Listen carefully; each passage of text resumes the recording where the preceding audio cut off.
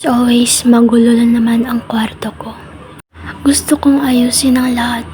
Gusto kong magising isang araw na maayos na ang kwarto ko. At maayos na rin ang gulo sa isip ko. Pero sa ngayon, nandito pa rin ako, nakatingin sa salamin, sinusubukang kilalanin ang taong nasa harap ko.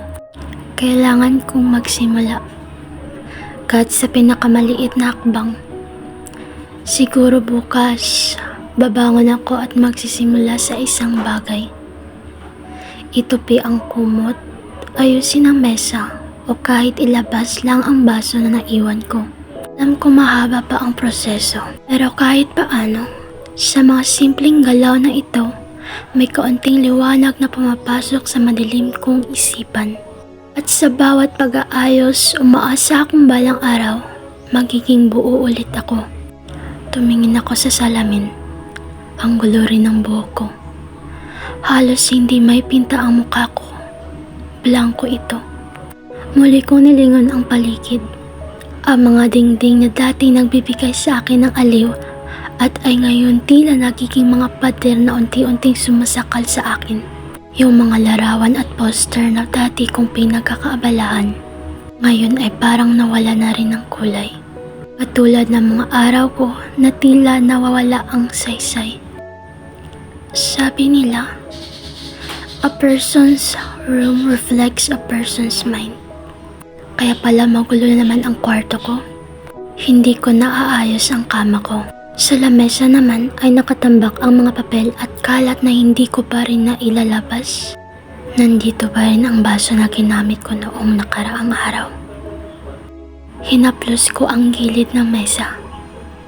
Ang maalikabok na ibabaw nito ay tila isang paalala na matagal ko na itong napabayaan. Pakiramdam ko ay hindi ko nakilala ang sarili ko.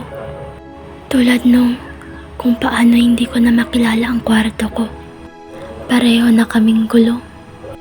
Walang direksyon at walang kasiguraduhan. Minsan, sa mga maliliit na bagay, nagsisimula ang malalaking pagbabago. Kaya kung randomly naglilinis ako, sana hayaan ako.